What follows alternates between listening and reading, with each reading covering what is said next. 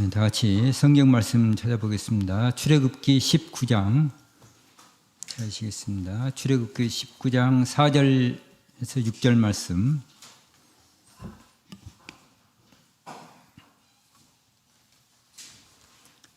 출애굽기 19장 4절에서 6절 제가 봉독해 드리겠습니다.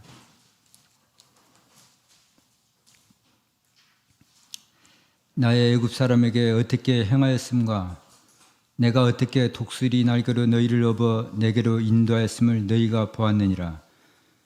세계가 다 내게 속하였나니 너희가 내 말을 잘 듣고 내 언약을 지키면 너희는 열국 중에서 내 소유가 되겠고. 6절 너희가 내게 대하여 제사장 나라가 되며 거룩한 백성이 되리라.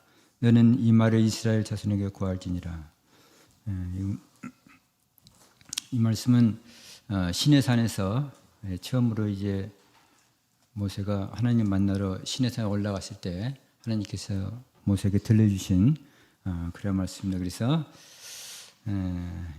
6절에 보면은 너희가 내게 대하여 제사장 나라가 되며 거룩한 백성이 되리라는 하나님의 계획이 이렇게 서 있는 그런 말씀이 되겠습니다. 하나님이 이제 세상에서 아브라함을 택하여서 이 하나님의 나라를 건설하시기 위해서 유브라데스 강 그 근처에서 있는 갈대아 우리에서 아브라함을 이렇게 부르시잖아요.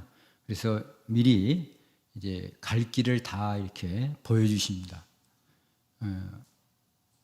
사실 굉장히 먼 길이니까. 1000km 이상 떨어져 있는 먼 길이니까 처음 가본 길이겠죠. 아브라함도 그 길을 이렇게 말씀으로 그냥 인도하신 것이 아니고 이렇게 보여주시면서 이렇게 앞길을 인도해 주시는 그런 모습을 볼 수가 있습니다. 그래서 이제 가나안으로 인도해 주시고 거기에서 드디어 이제 하나님 나라를 세우기 위한 그러한 계획을 진행시켜 나가시죠.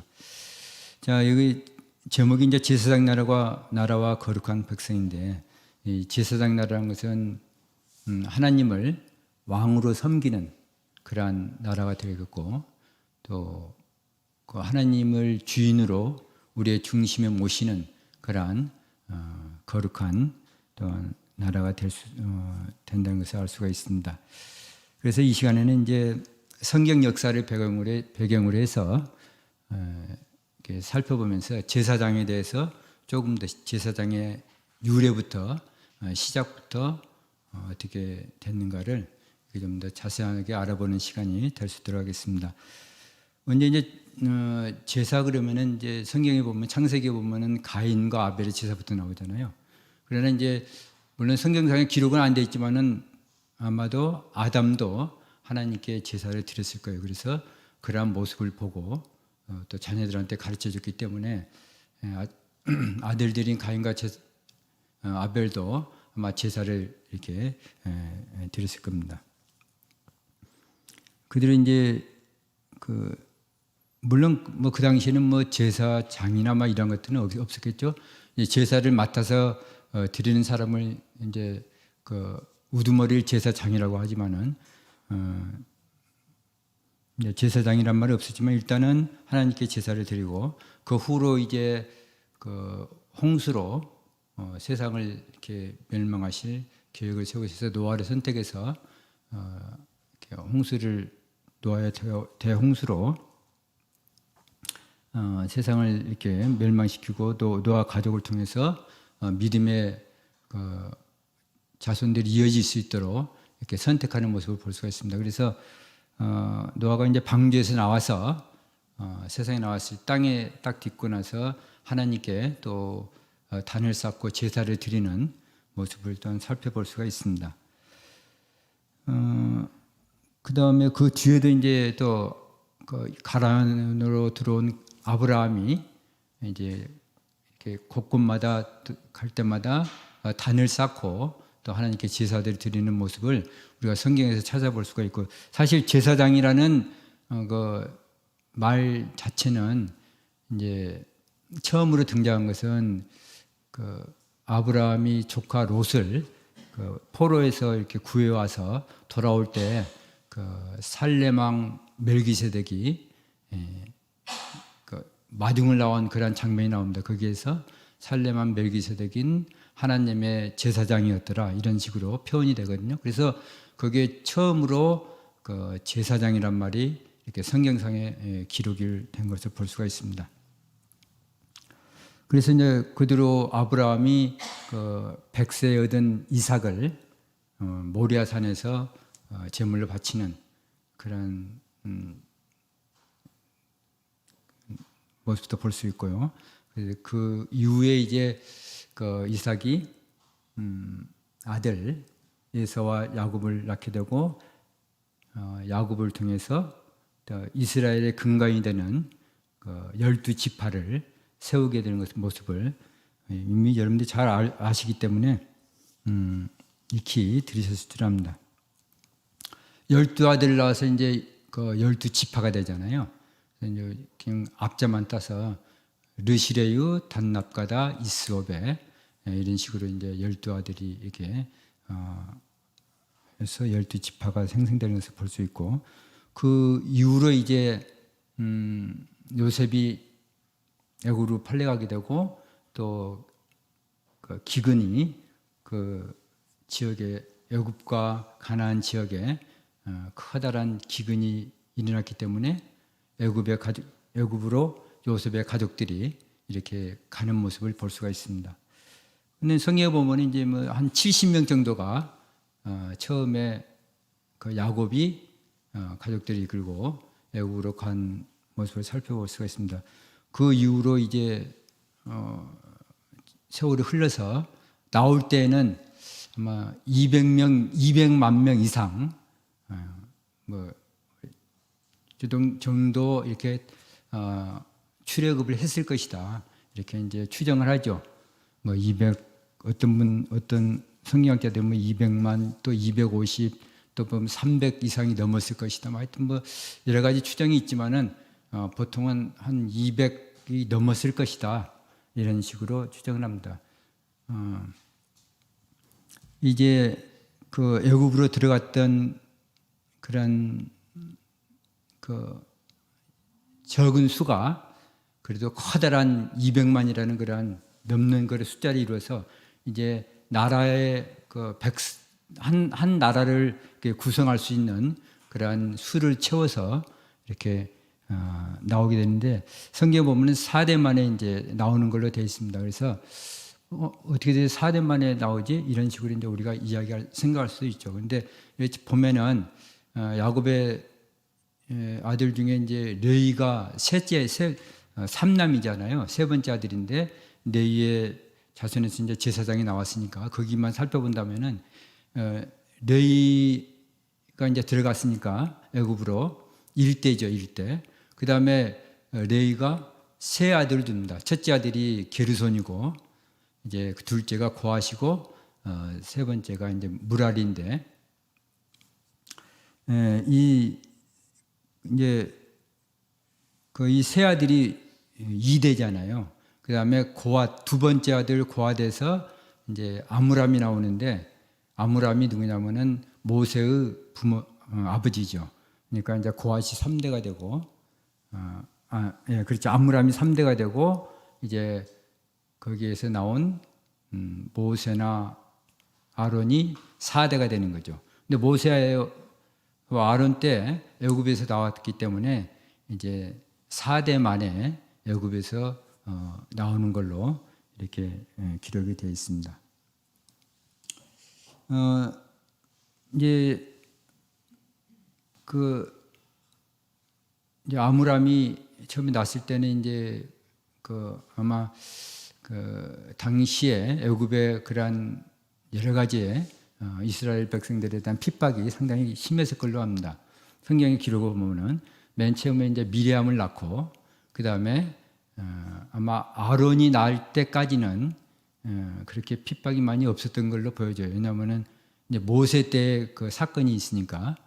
그래서 아론과 모세는 3살 차이인데 아마 그 3년간에 아마 3년간에 그러한 더 남자를 낳으면은 이제 이렇게 강물에 던지라는 그런 걸로서 그 유아 그 살해 그런 사건들이 이제 시작된 것 같습니다. 하여튼 그 이제 제사장은 아론의 자손에서 나오기 때문에 아론이 네 아들을 낳죠. 네 아들을. 근데 이제 그 첫째와 둘째는 이제 제사장 직분을 받았음에도 불구하고 이제 잘못해서 다른 불로 하나님께 제사를 드림으로써 죽게 되고 엘르아살과 이다말이 이제 셋째와 넷째가 제사장직을 이어가는 모습을 우리가 살펴볼 수가 있습니다. 사실 그 출애굽의 그런 내용을 보면은 그 분기점이 뭐냐면 제일 중요한 그 분수령이 되는 데가 그 시내산입니다. 시내산. 왜냐하면 그러니까 출애굽에서 시내산 전과 후로 나눌 수가 있어요. 마치 시내산 전은 그 이제 병사로 따지면 이제 뭐 오합지졸이라고 할 수가 있습니다. 그러니까 이스라엘 백성들이 출애굽을 했긴 했어도 물론 성경에는 출애굽했을 때 하나님의 군대가 나왔다는 식으로 표현이 되지만은 군대의 모든 뭐 이런 진영이나 뭐 이런 것들 전혀 갖추지 못한 진짜 말 그대로 오합지졸 그런 형태였다고 볼 수가 있습니다. 그러니까 사실 저희 어렸을 때만 해도 까마귀들이 굉장히 많았어요. 까마귀들. 지금은 뭐 어쩌다가 까마귀 소리만 들리더라고요.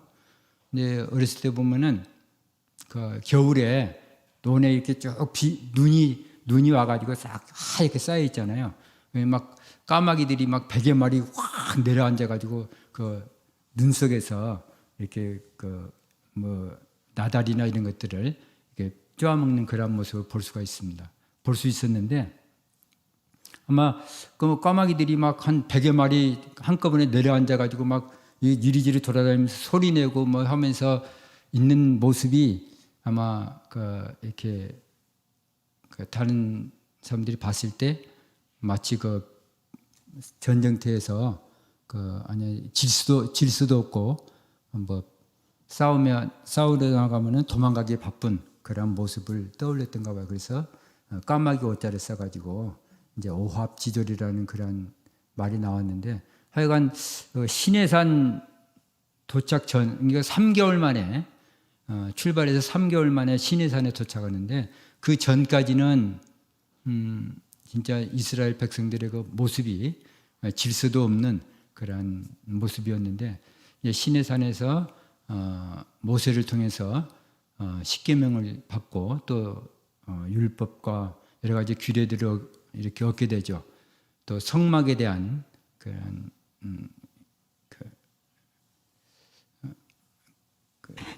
성막에 대해서도 자세하게 알려주시고 그림으로 실제로 보여주시고 해서 이제 그런 것들을 갖추게 되죠. 그래서 그것을 모세가 이제 내려와서 행하게 하는데 그래서 이제 그 십계명과 여러 가지 율법을 통해서 이제 새롭게 나라다운 나라가 이렇게 이루어지는 모습을 볼 수가 있습니다. 그래서 그 시내산 전까지는 뭐 완전히 그 이스라엘 백성들의 그 모습이 진짜 거의 뭐 중구난방식의 그냥 질서가 없는 모습을 보여주고 있는데 그 이후로는 그 군대처럼 진영을 갖추는 모습을 실제 살펴볼 수가 있습니다.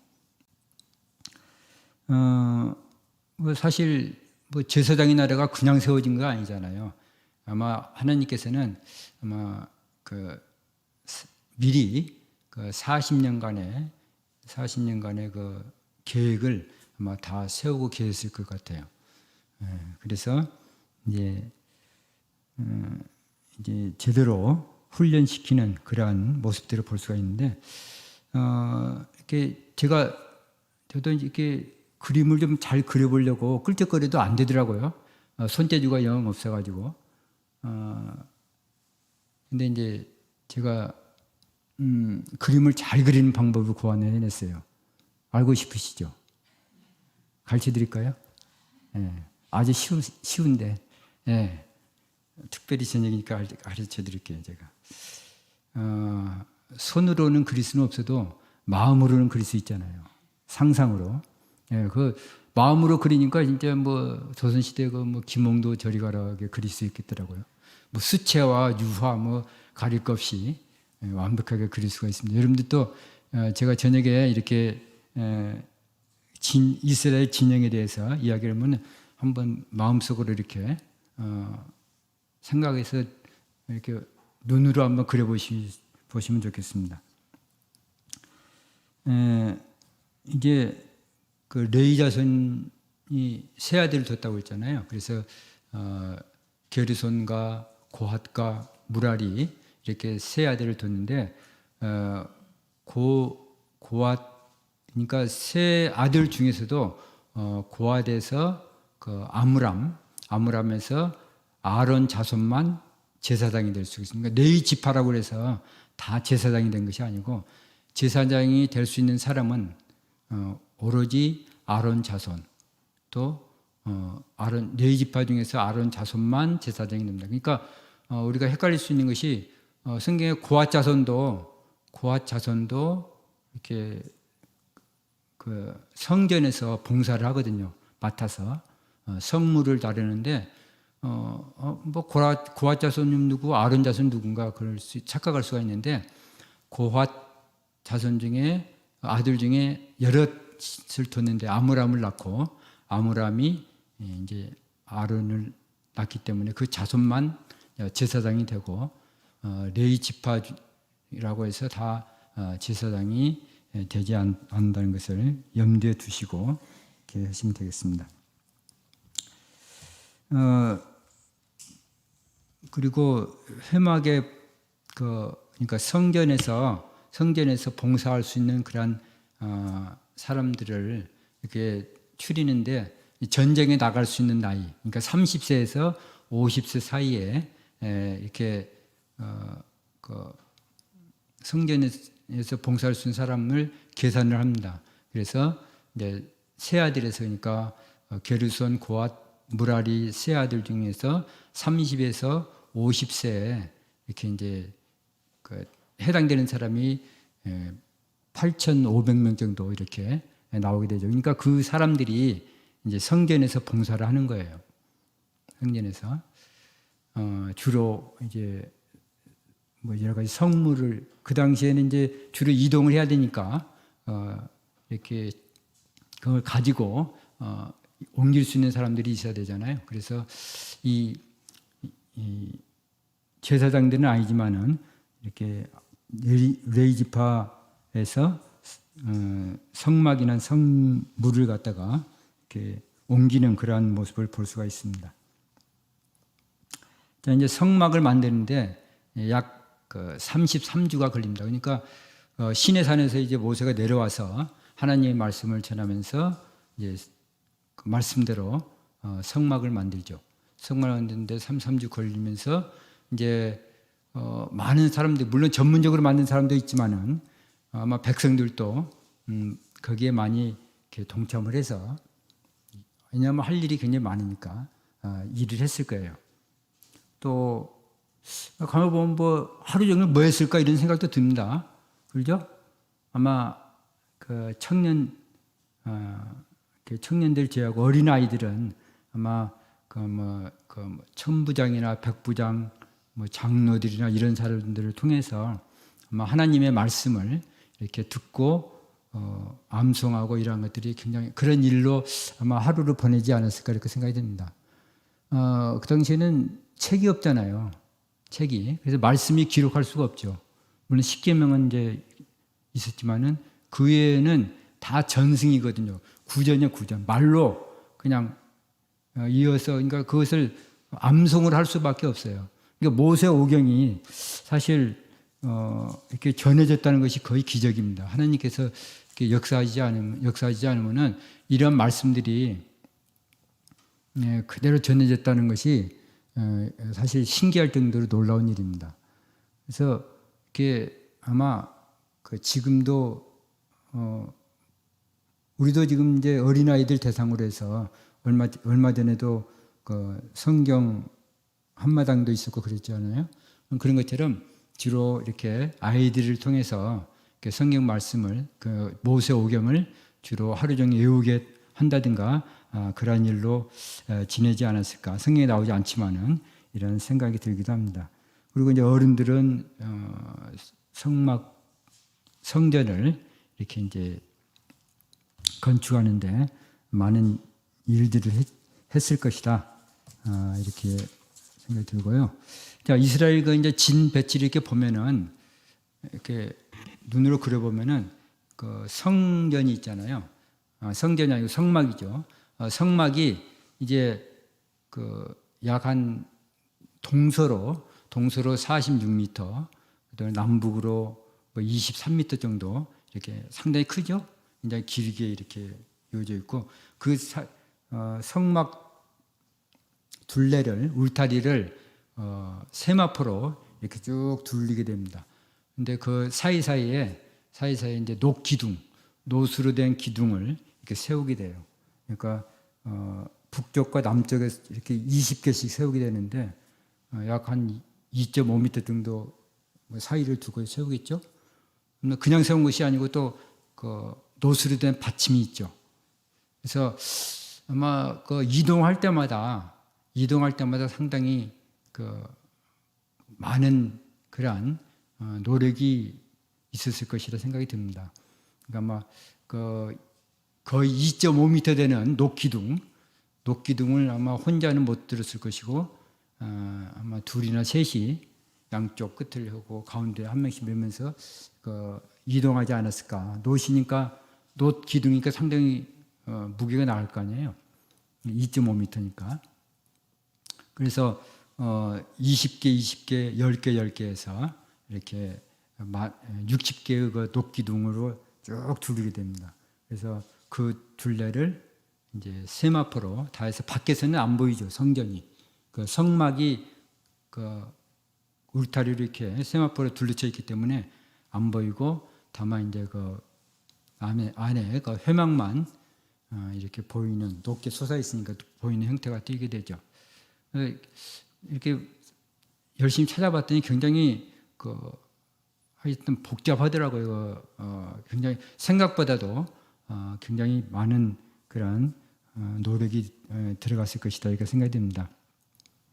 하여튼 이제 그런 식으로 돼 있고 또 회막은 이제 그 성소와 지성소로 나누잖아요. 그것도 그 조각목으로 된 널판지를 다 세우게 되죠. 널판지.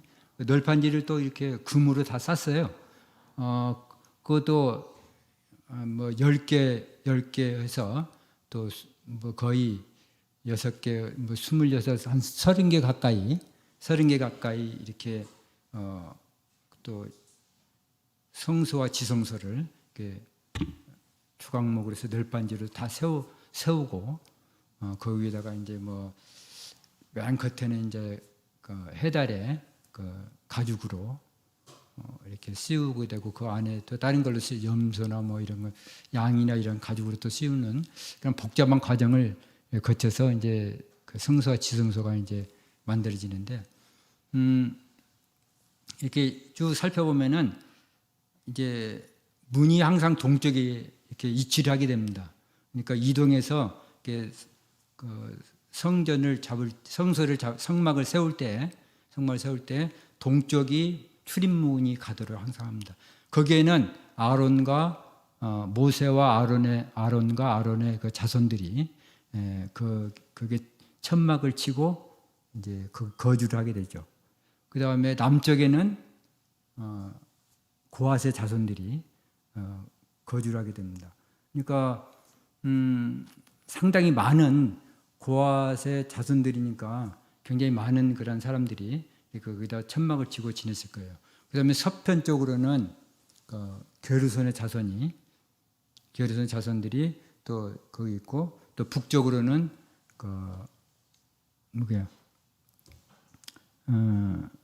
북쪽으로는 무라리의 자손들이 이렇게 있게 됩니다. 그러니까 이 사람들이 그 성전 일을 하면서 약 한 8,500명이 한다고 그랬잖아요. 거기에 머무르면서 가까이 머무르면서 가족들과 함께 살면서 성전 일을 하게 되고 그 성막의 일을 다 이렇게 하게 되는 거 모습을 볼 수가 있고, 또 혹시라도 이렇게 누가 그 성막에 들어오지 않도록 이렇게 그 레위 지파한테 하나님께서 책임을 맡깁니다. 그래서 이렇게 그 완전히 둘러싸고 있는 형태를 이렇게 보게 될 수가 있습니다. 그리고 이제 아까 진영을 갖추잖아요. 이제 군대 형식으로. 그래서 그 12지파를 그 4개의 대로 나누어서, 그러니까 한 대에 이제 3개의 지파가 들어가죠. 그 동쪽에는 맨 선인 지파가 유다 지파가 이제 길을 세우고 선인 지파로서 이렇게 있습니다. 그러니까 뭐 유다, 이사갈, 스불론 이런 식으로 이제, 그러니까 이게 3개씩 대를 나눌 때도 가만 보니까 뭐 예외는 좀 있지만은 거의 같은 어머니의 형제들로 이렇게 대를 나눠서 세운 모습을 볼 수가 있습니다. 아마 유다 자손에서 예수님이 나오기도 했지만은 이렇게 그 유다가 이렇게 그 애굽에 내려갈 때랄지 여러 가지 행동들이 굉장히 그 지도력을 많이 있는 모습을 볼 수가 있거든요. 그래서 유다를 아마 그래서 일대의 그 선임 지파로 이렇게 세우게 되죠. 그래서 그 안에 성막을 이렇게 향해서 다 이렇게 되게 되는데, 이대는 이제 또 이대의 깃발을 세우고 그 르우벤이 이렇게 이대 남쪽에서 있게 되고, 또 서쪽으로는 서쪽의 3대로서는 이제 에브라임의 지파가 선인 지파로 서게 되고, 또 북쪽에는 단 지파가 또 선인 지파로 이렇게 있는 모습을 볼 수가 있습니다. 그러니까 물론 다른 지파들도 성경 정확히는 안 나오지만은 깃발이 있는 걸로 나오긴 합니다. 그러나 이제 그 선인 지파들은 그 깃발을 그 앞에다 세우고 이렇게 다른 지파들을 이끄는 모습을 또 살펴볼 수가 있습니다. 우리 뭐 수원 그러면은 제일 대표적으로 떠오르는 것이 혹시 뭐가 있나요? 수원. 네, 화성이 있죠. 화성.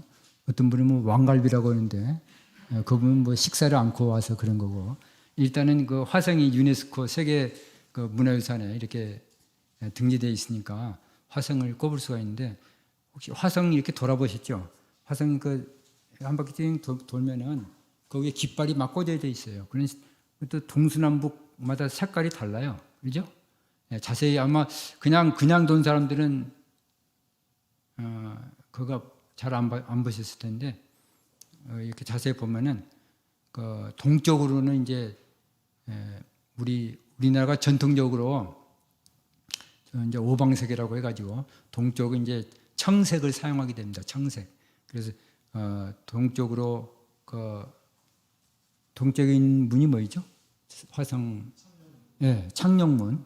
그래서 창녕문의 쪽으로 보면은 분명히 깃발이 청색 깃발이 꽂아져 있어요. 혹시 다음에 눈여겨 보시면 아마 아실 거예요. 그래서 그 조선 시대 이제 그 시조집 편찬 보면은 그 청구영언이라는 시조집이 있어요.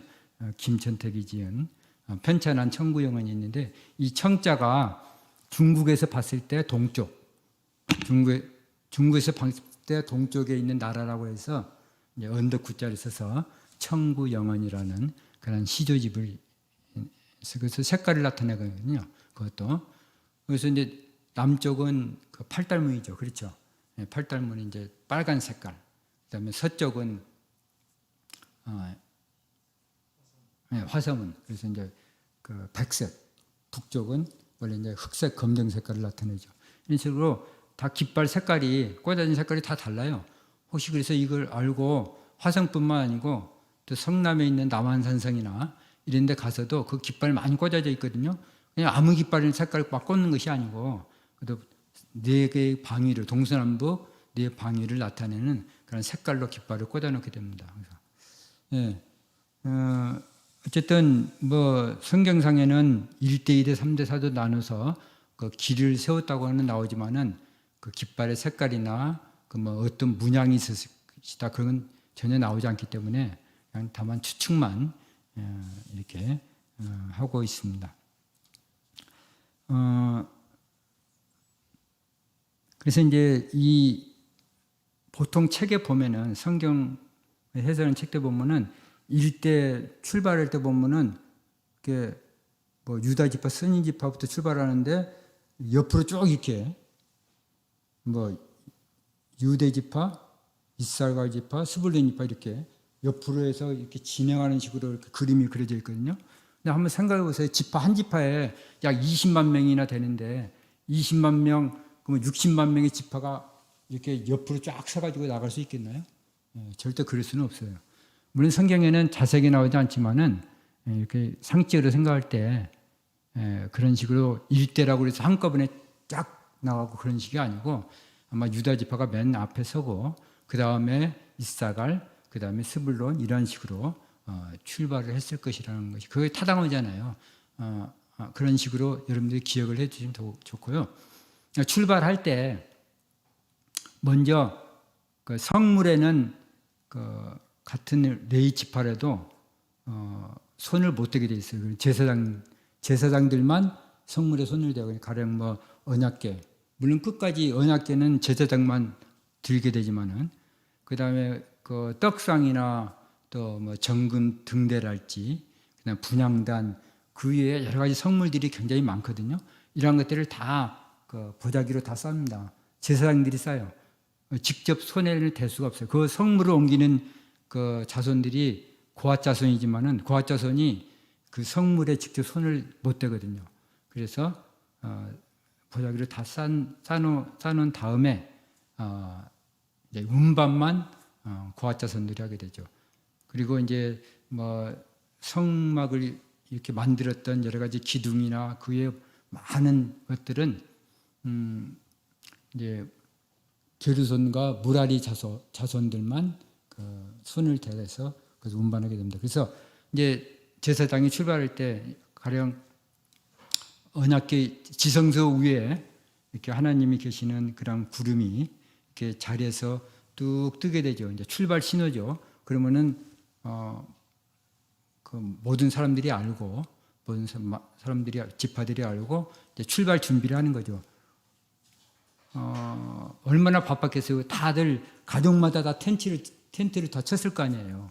그냥 맨바닥에서 자도 못 오고 다 가족마다 다 텐트를 다 치고 또 그 사람들만 있는 것이 아니고 짐승들도 있었을 거 아니에요. 뭐 소나 양, 염소 그 외에 많은 것들이 있었을 거예요. 그 다음에 또 많은 여러 잡족들도 같이 나왔거든요. 그런 사람들 딸려 있는 사람도 많을 것이고 엄청 시장 속 이상의 그런 분주함이 아마 느껴질 수가 있을 거예요. 우리가 성경상에는 그런 것들이 안 나오니까 그냥 넘어가지만은 아마 그런 출발할 신호가 되면은 엄청 바삐 이렇게 챙기는데 이렇게 바빠서 많이 움직였을 거예요. 그 다음에 이제 은나팔로 출발 신호를 이제 그 구름이 움직이면은 이제 언약궤가 따라갑니다. 언약궤는 다른 사람들은 만지지 못하고 오로지 제사장만 이렇게 처음부터 끝까지 운반하는 그런 형식이죠. 그래서 이제 제사장이 은나팔을 불게 된다. 은나팔.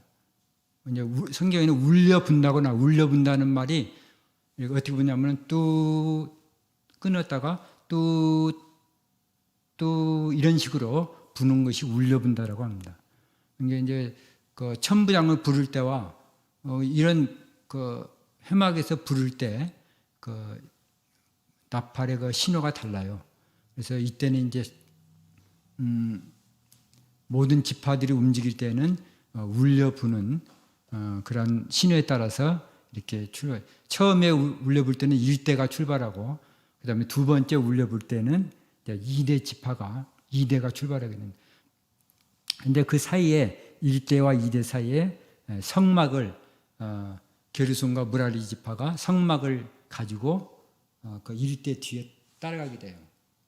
그 다음에 2대가 출발하게 되고 2대 뒤에 이제 고앗 자손들이 그 여러 가지 성물을 가지고 출발하게 됩니다. 그 다음에 또 사이를 뒀겠죠. 그리고 이제 사이 둬서 3대 또 마지막에 또 제사장이 울려 부면은 4대가 출발하게 되죠. 이런 식으로 이제 출발하게 되는데 이제 그 하나님 지금 구름 기둥이 딱 멈추면은 여기다 자리를 잡는구나. 그래서 여기서 이제 그 언약궤가 멈추고 그 다음에 그 주위로 이제 그 오른쪽으로 1대가 그 진영을 갖추는 거죠. 멀리 좀 멀리. 그 다음에 그 뒤에 왔던 게르손과 무라리 자손들이 거기다가 성막을 치게 됩니다. 아마 분주하게 쳤을 거예요. 거의 그 무거운 것들을 이렇게 지주를 세우고 이렇게 해서 한 것 보면은 굉장히 바삐 세웠을 거라고 생각이 됩니다. 그 다음에 이제 제2대가 도착을 하게 되죠. 그래서 남쪽에다가 이제 진영을 갖춥니다. 제2대 뒤에 누가 온다고 그랬죠? 네. 이제 성물, 고앗 자손이 여러 가지 성물들을 들고 옵니다. 고앗 자손이 도착할 때에는 이제 이미 성막이 다 쳐져 있는 상태예요. 성막이 완성된 상태에서 성물이 이렇게 들어가게 됩니다. 우리 집을 지을 때 이렇게 다 집 것을 다 이렇게 완전 해놓고 안에다가 인테리어 하잖아요. 그런 것처럼 성막을 다 지은 다음에 이렇게 지어 놓으면은 그 다음에 성물이 드디어 도착을 하고 그 다음에 서쪽으로 이제 제3대, 북쪽으로 제4대가 이렇게 딱 진영을 갖춰서 이렇게 하나의 완전한 그러한 그 모습을 갖추게 됩니다.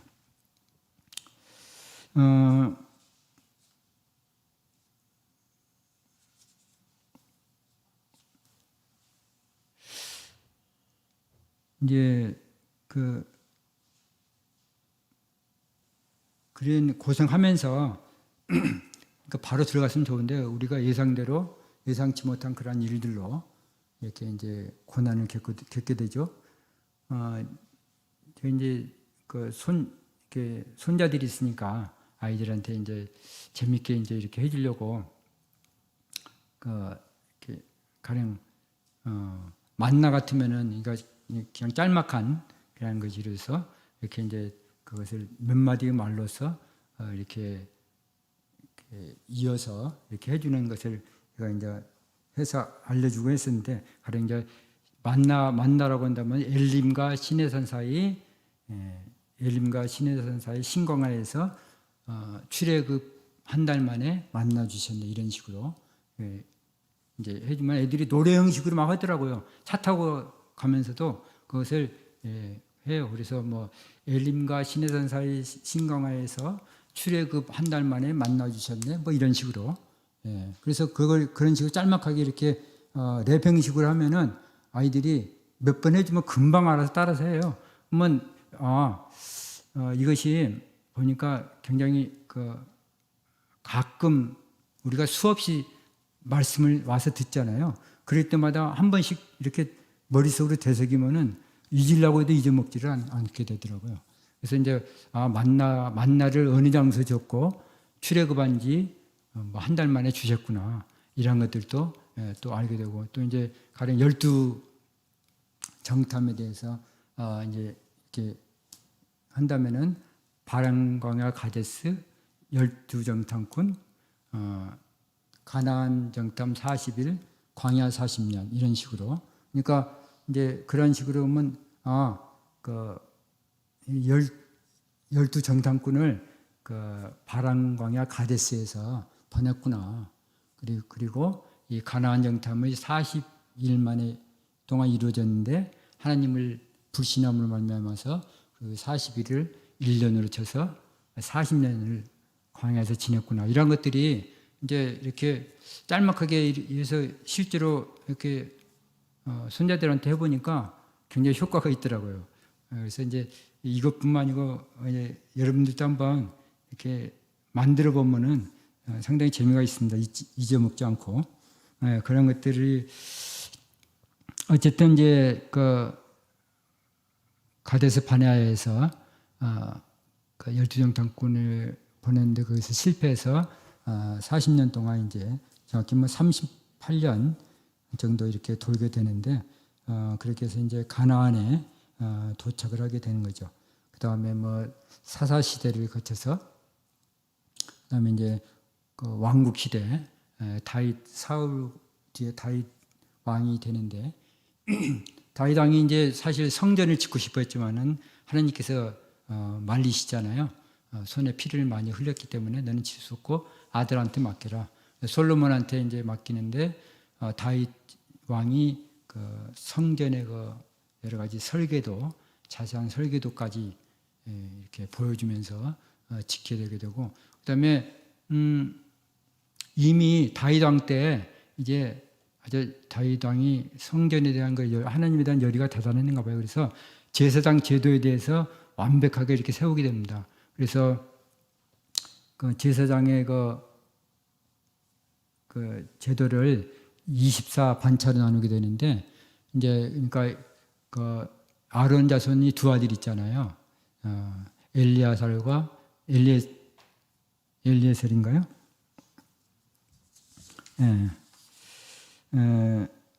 두 아들 이렇게 엘리야살과 이다말에서 이렇게 그 후손들이 이렇게 제사장을 수를 나누어서 하게 되는데, 이제 엘리야살의 그 수가 많기 때문에 16반차로 세우고 이다말은 8반차를 세워서 24반차로 해서 이렇게 제사장들을 세우게 되는 모습을 볼 수가 있는데, 한번 찾아볼까요? 그것이 어디까지 이어지냐면 신약에서 찾아볼 수가 있습니다. 신약에서 그 세례 요한의 아버지 사가랴가 이렇게 제사장이잖아요. 어디 반차에 속해 있는지 한번 찾아보겠습니다. 누가복음 1장 찾아보시겠습니다. 누가복음 1장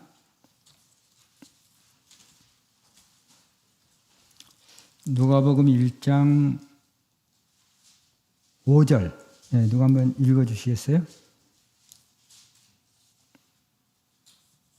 유대왕 헤롯 때에 아비야 바늘에 제사장 하나가 있으니 이름은 사가랴요. 그 아내는 아론의 자손이니 이름은 엘리사벳이라. 여기 보면은 그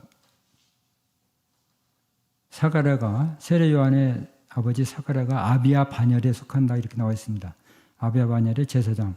근데 여기서 보면은 이제 다윗 때 그 제사장들을 제대로 확립하는데 역대상 24장 보시겠습니다. 역대상 24장 10절. 역대상 24장 10절.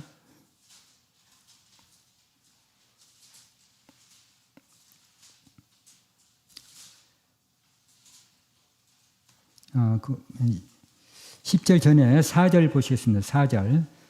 24장 4절 보시면은 엘리야살의 자손의 족장이 16이요. 이다말의 자손은 그 10개의 집을 따라 8이라 해서 이 24 이렇게 나누게 되는데 10절에 보면은 7째는 하코스요, 8째는 아비아요 이런 식으로 나오고 있습니다. 그러니까 이 아비아 반차에 속한 사람이 8번째 라는 것을 알 수가 있습니다. 그러니까 이 24반차로 이 제사장들을 나누어서 이 제사장들이 일주일씩 성전에서 봉사를 하게 됩니다. 이것이 솔로몬 시대 때부터 이어져서 그 이후에 그 신약 때까지 이렇게 내려오는 모습을 살펴볼 수가 있는 것이죠. 그 다음에 뭐 제사장제도만 확립한 것이 아니고 또 이제 그 레위 지파에서 성전 음악가를 또 이렇게 뽑게 됩니다. 그래서 뭐 노래만 하는 것이 아니고 여러 가지 악기를 다루는 뭐 비파나 수금도 같이 다루면서 노래도 하는 그런 사람들을 288명을 또 뽑게 됩니다. 그래서 그것도 24 반차로 이렇게 나누게 돼요. 그러니까 제사장처럼 일주일씩 성전에서 이렇게 봉사를 하게 되는 것이죠. 그러니까 항상 그 안식일에 교대를 하게 되거든요. 제사장이나 이런 사람들이. 그래서 일주일씩 성전 봉사를 하고 이제 나오게 되는 그런 모습들이 이러한 것들을 다 다윗 왕 때 제사장 제도를 확립을 해가지고 솔로몬 때부터 성전을 지어서 시작되는 신약 때까지 이어지는 그런 모습을 이렇게 볼 수가 있습니다. 자, 저녁에는 이렇게 우리 제사장 나라와 거룩한 백성 이런 제목으로 이제 말씀을 드렸는데, 물론 구약 당시에는 이제 그런 성전이 있었고 이런 제사 제도가 다 필요했고 그런 시대였죠. 고린도전서 2장 9절 한번 보시겠습니다. 고린도전서 2장 9절. 베드로전서 2장 9절. 베드로전서 2장 9절. 이렇게 아시는 말씀이죠. 오직 너희는 착하신 족속이요 왕 같은 제사장들이요 거룩한 나라요 그의 소유된 백성이니 이는 너희를 어두운 데서 불러내어 그의 기이한 빛에 들어가게 하신 자의 아름다운 덕을 선전하게 하려 하심이라.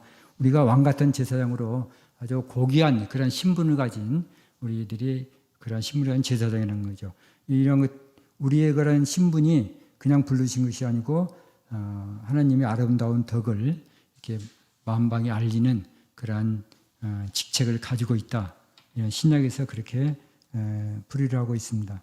자, 사도 바울은 자신을 하나님께서 선택하셔서 이방인의 사도로 불러주셔가지고 이방인들에게 복음을 전하겠다는 그런 말씀을 해주고 있습니다. 로마서 15장 찾아보시겠습니다. 로마서 15장 16절 말씀. 로마서 15장 16절 말씀.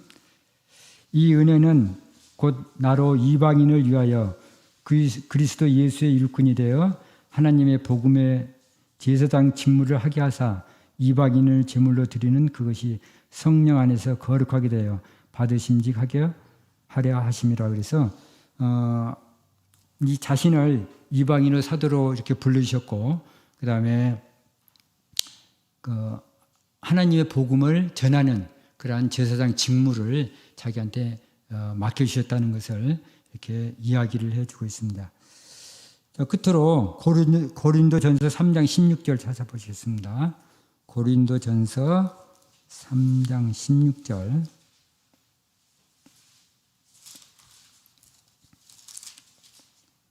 고린도전서 3장 16절.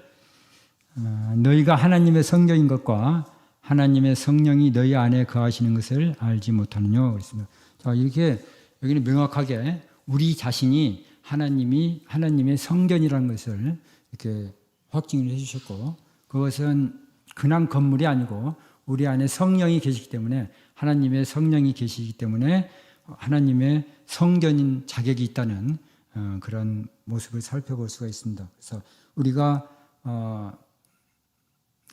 하나님의 성령을 우리 안에 이렇게 모시고 있으면서 또 거룩한 성전이 되는 그러한 아주 존귀한 존재라는 것을 확실히 깨달으시고, 여기에서 우리가 확실한 그런 자신감을 가지고 또 하나님의 말씀에 순종하면서 이렇게 기쁜 마음으로 행복한 하나님의 자녀로서 살아가시는 그런 성도님들이 되시기 바랍니다. 자, 다 같이 잠깐 기도하시겠습니다. 시간이 많이 갔네요.